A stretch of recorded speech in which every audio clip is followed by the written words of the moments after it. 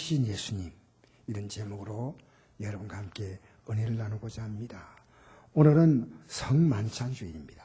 성만찬은 이 거룩할 성자, 가득할 만, 그 다음엔 식탁, 식사, 이걸 표현한 것이 찬인데, 거룩한 만찬, 거룩한 식사라는 뜻인데요.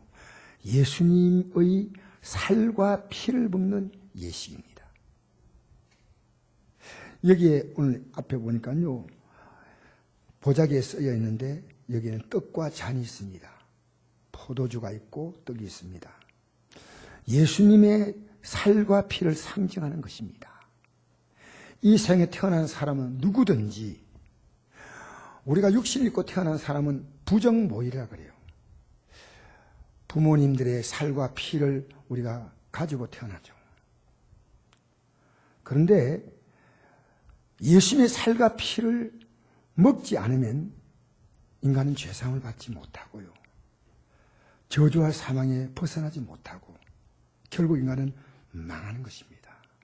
하나님의 아들인 예수님이 이 땅에 오셔서 마지막에 십자가에 달리기 전에 그 전날 예수님은 이미 잡힐 것을 아셨습니다. 그리고 제 아들과 이 예식을 행했습니다. 이 떡을 먹어라. 떡을 주면서 내 몸이다. 이 포도를 마시라. 내가 너희들의 죄를 용서하려고 많은 사람을 위해서 흘리는 나의 피, 곧 언약, 약속의 피다라고 했습니다. 여러분, 이 성만찬을 대하면요, 인간의 모든 비극이 뭡니까? 죄입니다. 그런데 인간이 죄에서 여러분 가운데 지금 못 벗어난 분들이 있고, 저도 수시로 죄를 지어요. 목사인 제가 이런 말 한다고 여러분 오해하지 마세요. 이 땅에요, 죄 안 지는 인생은 아무도 없습니다. 밖으로 안 짓지 마음으로. 때로 내 안에 있는 작은 미워하는 감정이 있으십니다. 이것도 죄입니다. 여러분, 죄와 저주, 사망에서 벗어나기 때문에 예수 진짜 믿으면요, 병도 낫고 저희도 끝납니다. 제가 처음 만난 예수님은 병을 고치는 예수님이었습니다. 제가 어릴 때 피를 칼칼칼 토하는데 병명을 알지 못하고 병원에 진찰받으러 갈 돈이 없어요. 깡통에다가 피를 쏟은 그것이요, 눈앞에 지금 선명해요. 어릴 때 다른 기억은 없어서 아픈 기억은 뚜렷하게 남아있어요. 우리 어머님의 기도로 그 피가 먹고 저는 일어났습니다. 그 뒤에도 여러 가지 병이 있었어요. 그때마다 예수님이 고쳤다. 우리 아버지가 뼈에서, 이 무릎팍에서 고름이 나오는 것도 우리 어머니가 기도하니까 낫고 우리 아버님이 그때부터 예수 믿었다고요. 여러분, 청년기에 제가 처음 들어갔던 직장이 식품회사였습니다. 음료수 만드는 회사인데, 음료수 식품 만드는 회사는 반드시 사원은 보건증을 갖고 있어야 됩니다. 지금도 마찬가지일 거예요. 그래서 6개월 한 번씩 건강진단 받는데, 식품을 만들 건강이 안 되면 직장 근무를 못해요. 근데 제가 정기 검진하는데 보니까 폐병이라고 검진 나왔어요. 폐병. 그래서 회사에서 당연히 휴직 처리가 된 거예요. 휴직. 폐병이니까 어떻게 근무할 수 있습니까? 회사에서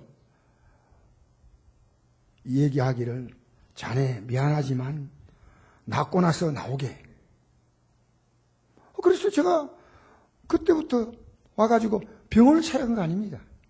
이제 제가 직장 다니니까 월급도 받았겠다, 갈 수 있는데, 제 믿음에 예수님이 치료한다는 믿음이 왔습니다. 그래서 병원에 일절 제가 가지 않았어요.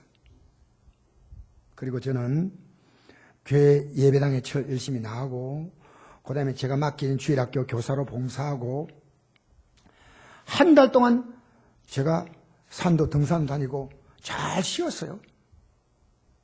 저는 조금도 의심하지 않았어요. 한 달쯤 있다가 이제 직장 가야 되겠다 싶어가지고 다시 건강검진했더니요, 폐병이 다 나왔어.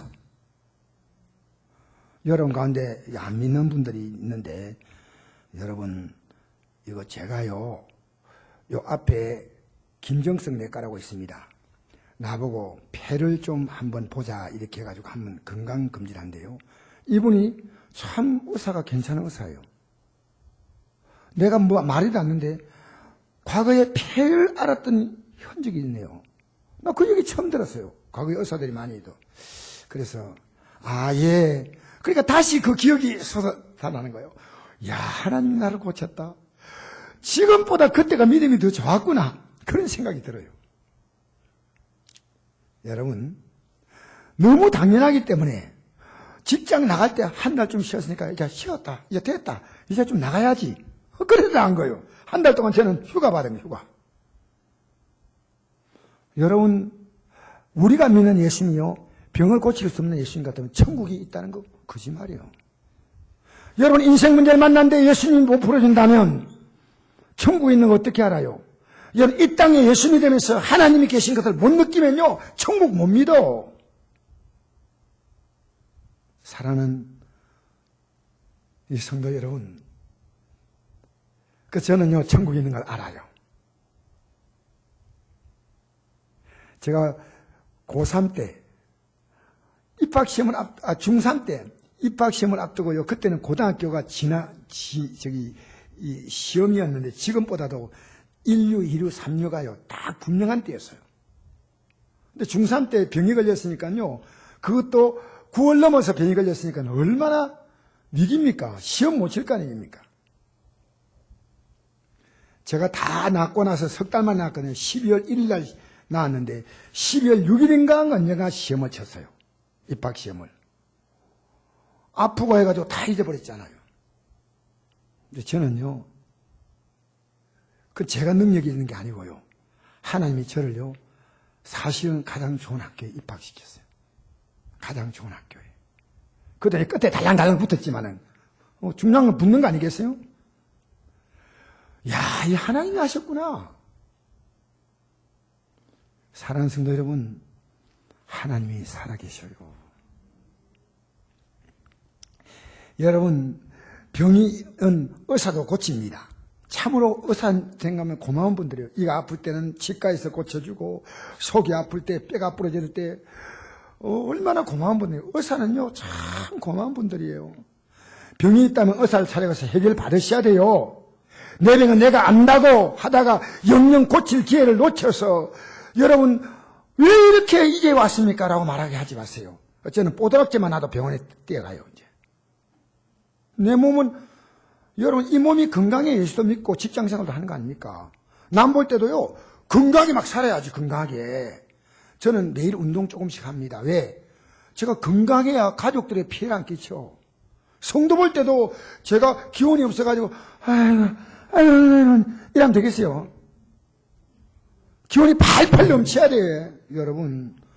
그래서 저는요, 제 몸이 이렇게 깨어려고 하면요, 제 몸을 딱 이렇게 해서, 일라! 이래요. 나보고 이래요. 일라! 이래가지고, 너 오늘 한 10km 뛰어야 되겠다, 이래요. 왜? 건강해야 하기 때문에 건강해야. 예수 믿는 거요? 게으르면 못 믿어요. 왜 세상 일 다 하고 예수 믿고 어떻게 가능합니까? 안 되죠.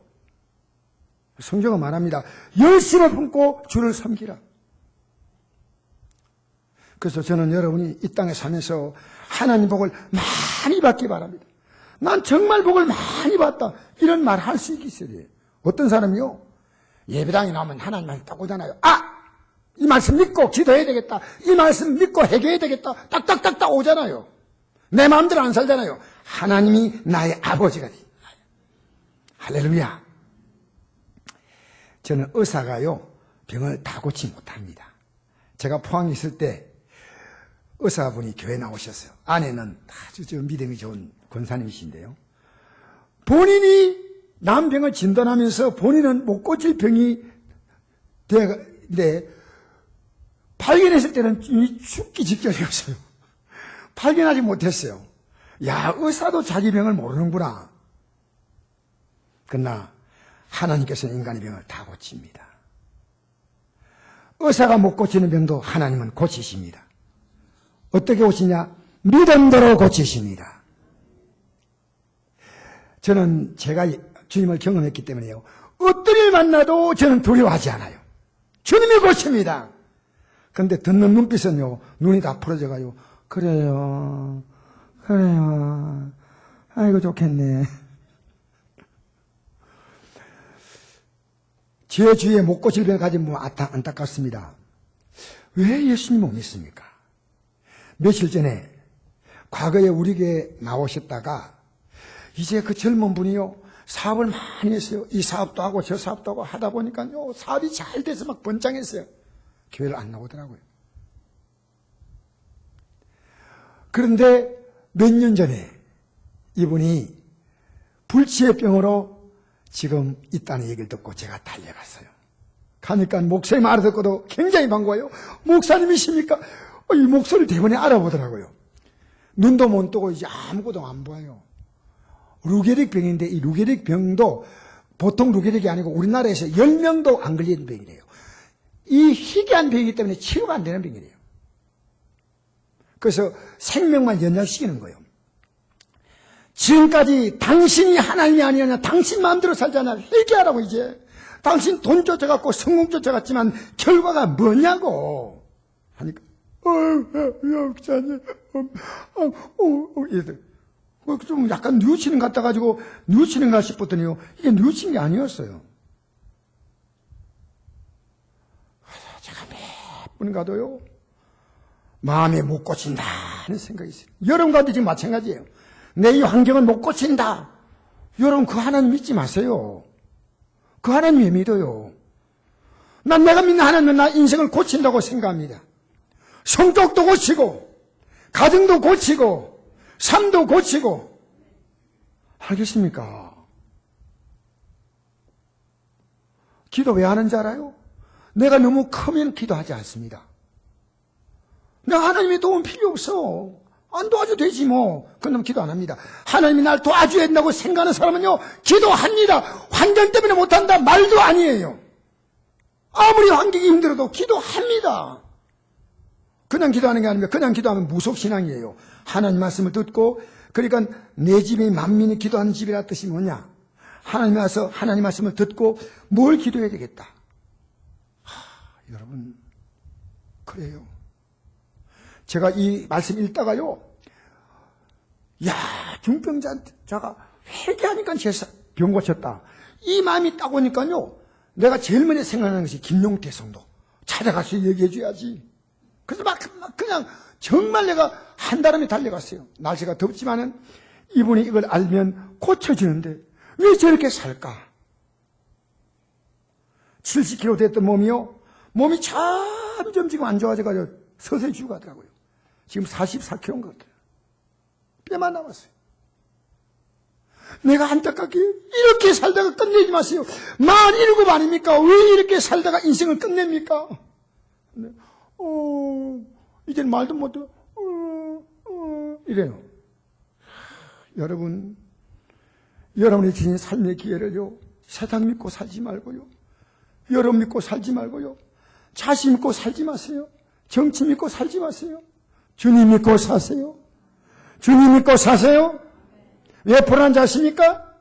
여러분 흔들리는 것을 믿기 때문에 그렇습니다. 변하는 걸 믿기 때문에 그런 거예요. 그래서 제가 돌아오면서 기도나 계속 해줘야 되겠다. 여러분 본문 말씀은 예수님께서 중병자를 고친 내용인데요, 예수님이 계신 곳에 사람들이 꽉 둘러싸 모이니까요, 들어갈 자리가 없잖아요. 중병자가 들것에 들고 온 사람들에게 말했습니다. 보시오, 나 반드시 고쳐야 됩니다. 무슨 수를 쓰더라도 내가 들어가야 됩니다. 어떻게 할까? 그들이 모여서 고민하다가요, 생각한 것이요, 지붕을 뜯어내자. 우리처럼 서랍과 친 지붕이 아니고 나무가지를 얼기석기 놓아가지고 거기다가 흙을 좀 바르고 나무 잎을 덮은 거 유대인들의 지붕입니다. 이거 뜯기는 쉬워요. 나무로 만들었으니까. 그 지붕을 뜯어내고 들것에다가 줄을 묶어가지고 쭉 달아내린 겁니다. 예수님은 그 중병자에게 믿음을 보시고 이렇게 말씀했습니다. 너 병이 나았다. 이렇게 말씀한 게 아니고요, 내 죄상을 받았다.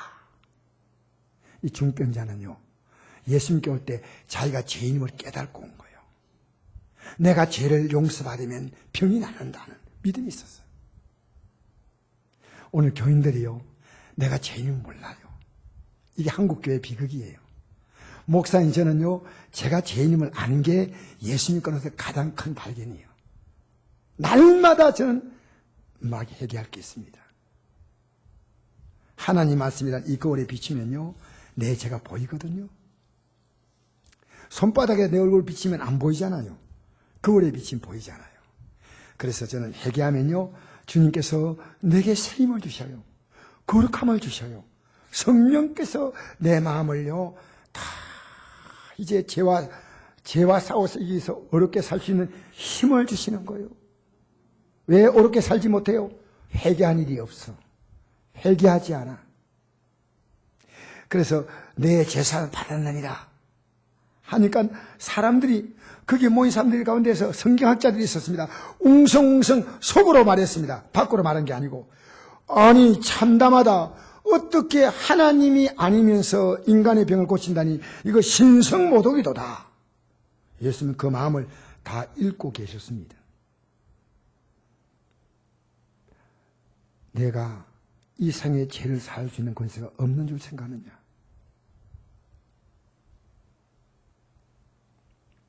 그러면서 이 사람이 재산 받는 것과 중병이 낫는 것이 어느 게 쉽겠느냐?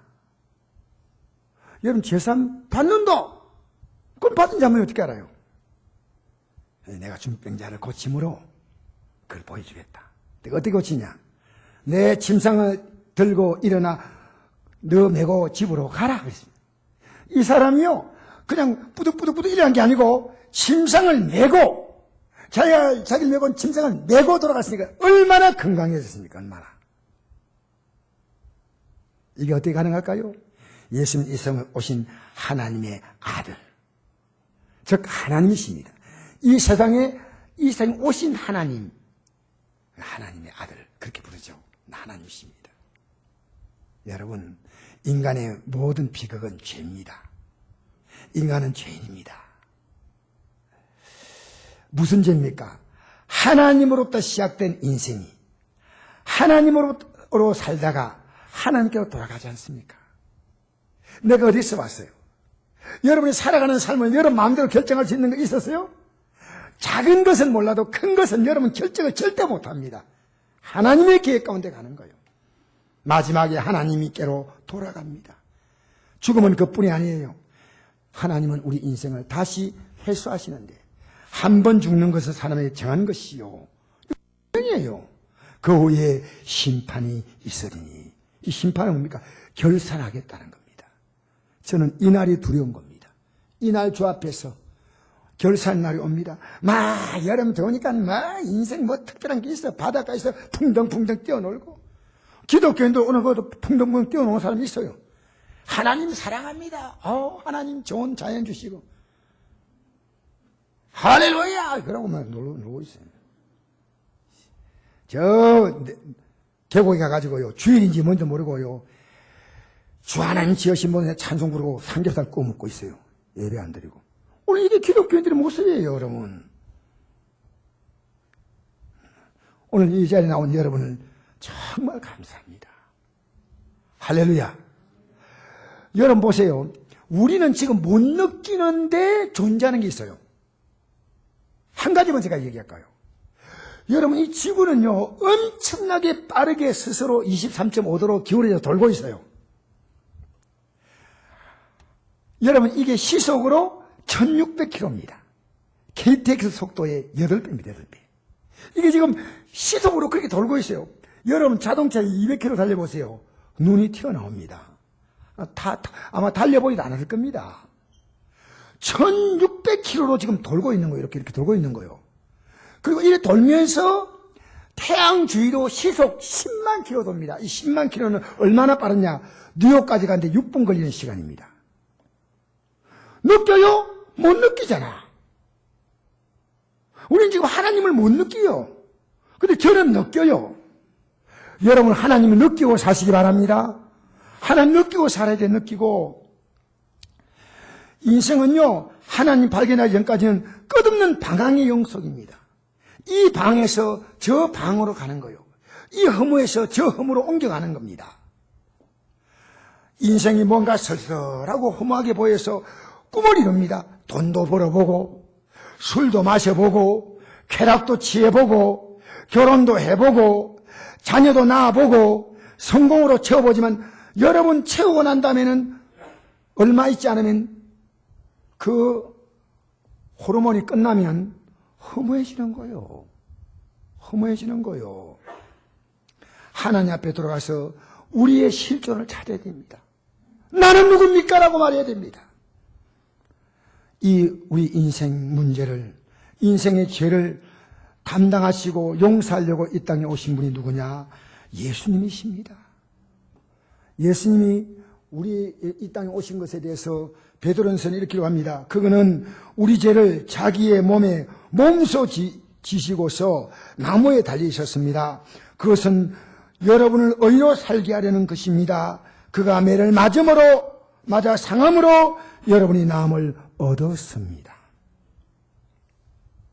여러분, 예수 믿고 우리 죄가 용서받으면요, 이제부터 하나님 보여. 따라합시다. 죄가 용서받으면 하나님 보인다. 그렇게 어렵게 살 수밖에 없어. 하나님 보이니까.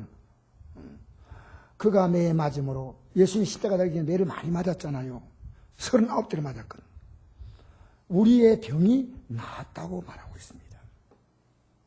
하나님이 세상을 이처럼 사랑하사 독생자 아들을 주셨는데 이런 것을 믿는 자마다 멸망하지 않고 영생을 얻게 하려 하십니다. 할렐루야! 이게 어려운 거 아닙니다. 우리가 죄만 자백하면 됩니다. 만일 우리가 우리 죄를 자백하면 하나님은 신실하시고 어려우신 분이셔서 우리 죄를 용서하시고 모든 분의 소리를 깨끗하게 하신다. 왜 용서하느냐? 내 죄값을 위하여 하나님의 아들이 십자가에 죽었다는 거예요. 회개만 하면 용서받는데. 그래서 예수님의 죄를 용서하는 것은 신성모독이 아니라 그분의 십자가의 죽음이에요. 놀라운 선물이에요. 이제 우리는요, 그분이 나를 이렇게 죄 가운데 살던 나를 건져내 주셨어요. 죄송합니다. 제가 이런 표현해서. 지금 감옥 속에 있는 사람들 있잖아요. 자, 이 사람들을 석방시켜주면서 앞으로 새롭게 살라고 하면 이 사람들이 어떻게 하겠습니까?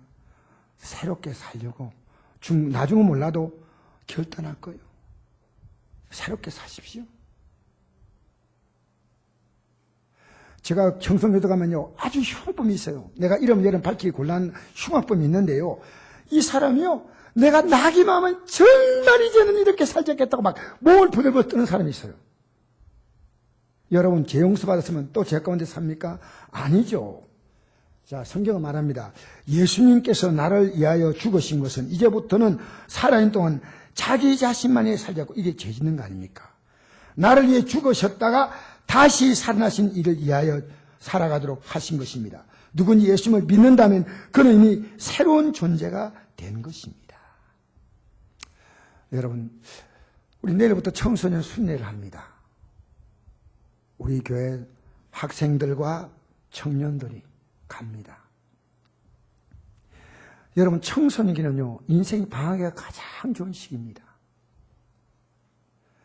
교회가 아니더라도 이 여름에는요, 여름 축제도 있고 세미나도 있습니다. 순례도 있습니다. 가면요, 점을 마음껏 발산하고 먹고 마시고 재짓고 즐겁고 신나고 재미있게 노는 겁니다. 교회 순례는 다릅니다. 인생에 사는 목적이 뭐냐를 가르칩니다. 방황하는 인생을 잡아주는 겁니다. 여러분, 예배당 나와도 지금 방황하는 분들이 참 많아요. 오늘 여러분 잡히시기를 좀 바랍니다. 전도서 이렇게 말합니다. 젊을 때 너는 너의 창조를 기억하여라. 고생스러운 날이 오고 사는 것이 즐겁지 않다고 할 나이가 되기 전에 그렇게 하여라. 사람은 나름대로 목적 가지고 살죠. 공부하고 취업도 하고 사업도 하고 건강도 챙기고 결혼하고 경제적 안정을 얻고 자기의 나름의 꿈에 성취하고 의미 있는 일들입니다. 그러나 시간이 지나도 그건 의미 있다고 말할 수는 없습니다. 시간이 지나가면요, 기억이 안 납니다. 제가 부동산에 대한 지식이 별로 없는데 우연한 기회 때 부동산의 가치를 평가하는 기준을 저는 새롭게 알았어요. 부동산의 가치를 어떻게 평가하느냐? 저는 건물로 평가한다 생각했어요. 근데 그게 아니고요. 땅 가치로 평가한다. 땅 가치로.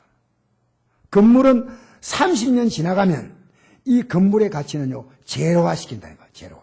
오히려 건물이 있으므로 이 노화된 건물을 흘러내는 비용이 많이 든다는 거예요. 저는 그렇게 생각하지 않았죠. 야, 그러면 아파트는 왜 그래 진지 오래돼도 올라갑니까? 땅값이 올라간 겁니다. 이러더라고요. 생각해 보니까요, 우리 인생이란 것이요, 건물이에요. 시간 지나가면 이거요, 허물어지는 거예요. 연세가 되면요, 그 팽팽하던 얼굴이요, 쩌글쩌글해져요. 눈이요, 희미해져요. 이 기둥이 다리가요, 지혈로 울렁도 두시들 추는 거예요, 그냥. 추고 싶지 않아도 지가 추는데 어떻게 하겠어요, 지가. 나이 들면요, 우리 인생이 안 그렇습니까? 성경은 이런 말씀입니다. 맷돌질이 잘 안 된다. 이 맷돌질 뭡니까? 이빨이 다 빠져버렸어. 성경은 참 재미있는 표현 씁니다. 여러분, 우리가 진짜 중요한 건 뭡니까? 이 영혼입니다. 영혼이 변하지 않는 건 우리 안에, 여러분 생각 보십시오. 나이 들어서 나이가 들었습니까? 아니요. 그때하고 똑같아. 지금보다 30년, 40년에 내 생각과 달라진 게 없는데 몸이 달라진 거예요, 몸이.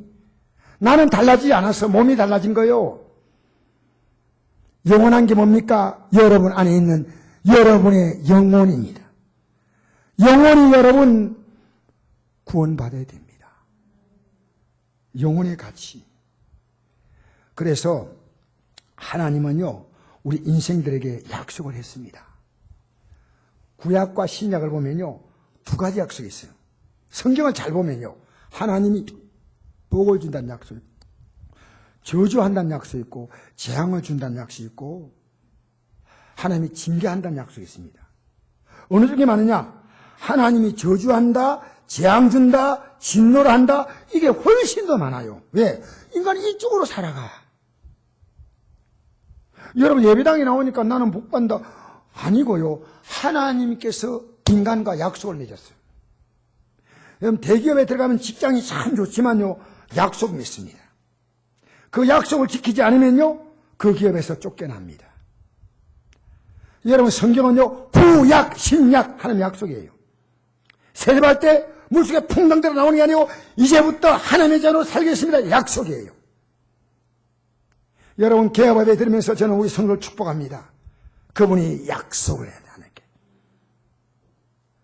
여러분 취업을 하면 넌 축복합니다. 그 취업을 통해서 하나님께 약속합니다. 하나님 잘 섬기겠습니다. 잘 믿겠습니다. 복을 주는 거요. 할렐루야. 잘 섬겨야 되잖아요. 여러분 저는 오늘 이 설교에서요, 이번 한 주간에 가장 큰 뉴스가 뭡니까? 우리나라 육군 대장 이작전 사령관입니다. 육군 대장이에요. 별 4개입니다. 이분의 부인이 그 사령관 사택에서 일하는 사병들을요, 몹시 괴롭혔다는 거예요. 이것이 뉴스가 돼가지고요, 이 육군 대장이 사표를 냈습니다. 군에서는요, 사표 안 받겠다 하고 감옥에다 넣고 있어요. 근데 너무나 안타까운 것은요, 이분의 신상을 조사하는데 이분이 장로님이더라고요. 장로님. 교회당 앞에 앉아가지고 어떤 행사가 있는데 앞에 탁 성경을 두고 앉아있는 것을 그 뉴스에서 클로즈업 시키는 거예요.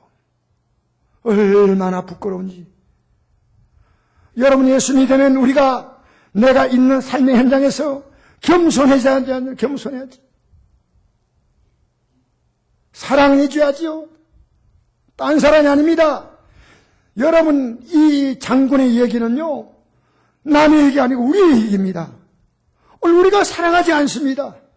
나를 위해서 그렇게 헌신하는 아내, 남편 사랑하지 않아요.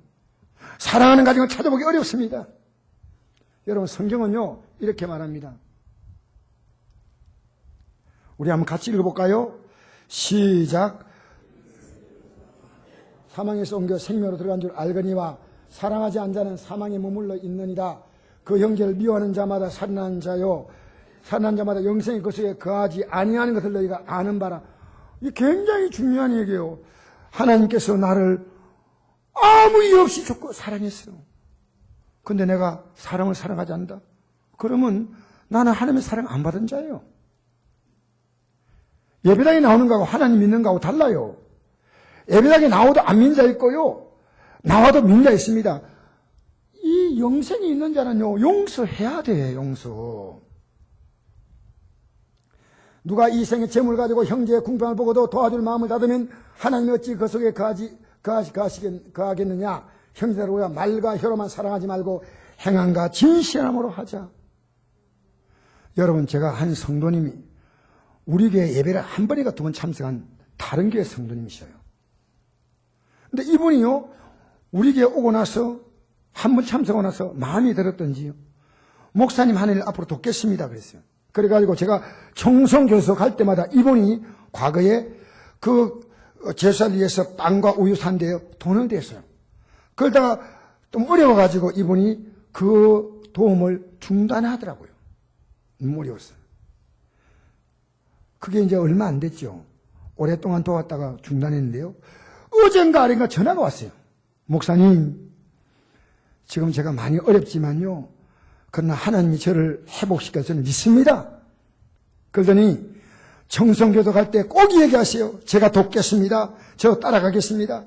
제가 어렵지만은 저는 이런 일을 해야 됩니다. 내가 이랬습니다. 집사님 참 복 받겠습니다. 너무 귀하니면 목사님 저는 복 받으려 하는 거 아닙니다. 하나님 백성은 이렇게 살아야 되지 않습니까? 오늘 기독교인들이 사랑이 없어요. 사랑이. 부모가 자녀를 사랑하지 않고 자녀가 부모를 사랑하지 않고. 오늘 교회가요, 세상과 다를 바가 없어요. 여러분, 남 비난하지 말고요, 우리를 돌아봐야 돼요. 우리를. 남 돌아보지 말고 나를 돌아봐야 돼. 나를. 저 때때로 제가 아내를 이렇게 보니까요, 깊이 사랑하지 않고 있는 걸 저 느낄 때마다 또 회개하고 또 돌이켜요. 사실입니다. 어떻게 저 아내를 기쁘게 할까 하다가 또 좀 있으면 내 마음에 안 들면 또 내가 또 돌아져요. 이게 제 마음이에요. 제 마음. 사랑하는 성도 여러분, 제발 여러분, 부모는 자녀를 진실로 사랑하고요, 자녀는 부모를 진실로 사랑해야 돼. 여러분, 부모 말 안 들으면요, 자녀 복 없어. 부모님을 기억하세요. 내 자녀요, 오냐 좋다고 자녀가 막 하니까 자녀 앞에서 말도 못 하잖아요. 여러분, 다른 말 하지 말고요, 자녀들에게 하나님 말씀으로 가르치세요. 자녀들아, 주 안에서 너희 부모를 공경하라. 이거 가르치잖아요. 이거. 내 아버지 어머니를 공경하라. 이것이 약속인 첫 계명이 이로써 내가 잘되고 장수하리라. 내 또 아비들아, 너희 자녀를 노엽게 하지 말고 주의 교환과 훈계를 영목하라. 이 주의 교환과 훈계가 뭐냐? 하나님 사랑하라는 거예요. 사람 사랑하는 거예요. 이게 가장 중요한 거예요. 지금요, 기독교인의 가정도 비상입니다. 불신자들의 가정은 말할 것도 없지요. 참, 여러분, 사랑하지 않으면 안 돼요. 내가 자녀가 효도하지 못하게 만들어놓으면요, 자녀도 인생의 재앙이고 부모도 재앙입니다. 근데 부모가요, 책임이 없어. 그래가지고 요즘은요, 부모가 자녀에게 효도하고 있어요. 효도. 여러분, 부모가 자녀에게 효도하는 가정 얼마나 많은지 알아요? 애인데 가가지고 슈퍼에 가서 물건 산대 이래요. 엄마하고 아빠하고 둘이 왔는데 애를 딱 안고 있는데 애 보고 이거 좋아. 옛날에 그게였어요. 딱 주면 그냥 좋은 거지. 그렇게 애가 아니 싫어. 완전히 황제예요, 황제. 사랑하는 성도 여러분, 오늘 우리는요, 직장에서 좀 사랑하며 사세요. 사랑하며. 부족한 사람이 직장에 있으면 품어주면 안 됩니까? 여러분, 남을 사랑한다는 것은요, 그 사람이 나 때문에 행복해지는 거예요. 아내에게 잘못해 무릎 꿇고 좀 비세요. 무릎 꿇고 왜 못합니까? 남편에게 잘못해서 무릎 꿇고 비세요. 내가 오늘 낮에도 아침에도 이 설교했어요.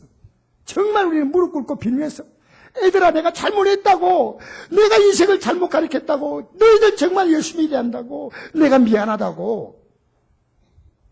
부모님 잘못했습니다. 내가 부모님이 공부하라는데 밤에 밤새도록 내가 스마트폰 붙잡고 게임이나 하고 잠 제대로 못 자고 다음날 학교 가면 눈이 어리해가지고 공부도 안 했습니다. 알겠어요? 바로 가르쳐야 돼. 바로 가르쳐야 돼. 복을 받게 가르쳐야지. 사랑하는 성도 여러분, 오늘 이 말씀은 여러분 같이 한번 읽고 마무리하겠습니다. 같이 한번 읽어봅시다. 시작. 아내된 이 여러분, 이와 같이 여러분은 자기 남편에게 순복하십시오. 그래야 비록 말씀에 순종하지 않는 남편일지라도 말을 듣지 않고도 아내 여러분의 행실로 말미암아 구원을 얻게 될 것입니다. 남편된 이 여러분, 이와 같이 여러분도 아내가 여성으로서 자기보다 연약한 그님을 이해하고 함께 살아야 합니다. 그리고 생명 은혜를 함께 상속받을 사람으로 알고 존중하십시오. 그리해야 여러분의 기도가 막히지 않을 것입니다. 이제 제가 말씀을 다 마쳤습니다. 여러분, 우리 예수 믿고요, 해결받는 것은 이런 죄 하나하나를 제거하는 겁니다. 그런 병이 떠납니다. 저는 하나님께 복받고 싶은 목사거든요. 그러니까요, 죄가 보이면요, 빨리 제거시킵니다. 죄가 내 인데 머무르고 있게 하지 않습니다. 여러분, 그래서 저는 성경이란 거울로 날마다 봅니다. 매일 성경을 적게는 10장, 많게는 30장, 40장, 50장, 60장 읽습니다. 읽으면서 나 자신을 돌아봅니다. 왜? 하나님과 나는 계약관계입니다. 중병자 내 재산 받았다 하니까요, 병이 낫잖아요. 여러분, 우리는 하나님 말씀대로 살아갈 능력은 없지만 회개할 수는 있습니다. 그게 십자가의 공로입니다. 오늘 성찬을 대하면서 내가 그렇게 잘못해도 또 나를 받아주는 거예요. 또 나를 용서해 주는 거예요. 이게 성찬입니다. 1세기 지었는데도 다 용서해 주는 것이 성찬입니다. 사랑하는 성도 여러분, 예수 믿으면서요, 여러분 비참하게 생각하지 마세요. 여러분은 존귀한 자, 여러분 자신이 비참한 느끼는 것은 마귀에게 속는 거요. 여러분은 예수님의 십자가에 피어서 구원했기 때문에 여러분은 너무나 존귀한 자들입니다. 근데 기독교인들 어깨가 축 처져가지고요, 코가 쭉 빠져가지고요, 삶이 조금만 잘 되고 직장 생활에 조금만 잘 되면요, 어석거리다가 조금만 어려우면요, 축 처져요. 여러분 자신은 존귀한 자입니다. 하나님이 여러분 인생을 복 주시는 자들입니다. 하나님께 복을 받는 인생, 오늘 성찬을 통해서 여러분 회개하세요. 제가 오늘 성찬 앞두고 여러분을 부탁합니다. 회개하지 않은 사람은 성찬 떼지 마세요. 그리고 세례받지 못하는 사람은, 세례는 왜 받냐면요, 내가 예수님 이름으로 제산받다는 사람이 세례받는 거예요. 그 세례받지 않은 사람은 성찬 떼시면 안 되고요. 나는 떼고 싶은데 세례를 못 받다, 이런 분은 세례 받으시면 되고, 그런 분은 마음으로 받으세요. 아, 주님, 제가 교회 어떤 질서를 따라 성찬을 직접 뜯기를 안 먹어도 내 마음으로 저걸 먹습니다. 알겠습니까? 여러분, 회개하지 않으면 안 돼요. 오늘 최고의 귀한 복은요, 회개하면 중병이 나잖아요. 회개하면요, 저주가 떠납니다. 회개하면요, 직장 생활의 길이 열립니다. 회개하면요, 사업에 복을 주셔요. 회개하면요, 여러분의 농사의 농토가 복을 받습니다. 할렐루야! 할렐루야! 오늘 사랑하는 성도 여러분, 저는 여러분이 우기려고 하지 않습니다. 하나님 말씀을 그대로 전했습니다. 우리는요, 오늘 이 시간 성찬을 대하기 전에 먼저 잠시 고개 숙이고, 우리는 지금 하나님 안 믿는 사람은 자기 자신이 하나님이에요. 마음대로 삽니다. 여러분, 속지 마세요. 여러분 생명 아니에요. 하나님이신 생명이에요. 여러분 지금도 계속 방황하지 말고요, 이제 주님의 손을 붙잡으세요. 방황에 또 방황, 허무에 또 허무, 무엄에 또 무엄이로 엮어나가는 삶이 아니라 주님의 손 붙잡으세요. 주님의 손 붙잡으세요. 주님의 사랑의 뜻이 여러분도 사랑하세요. 우리 시간 다 같이 한음성으로 잠시 기도하겠습니다.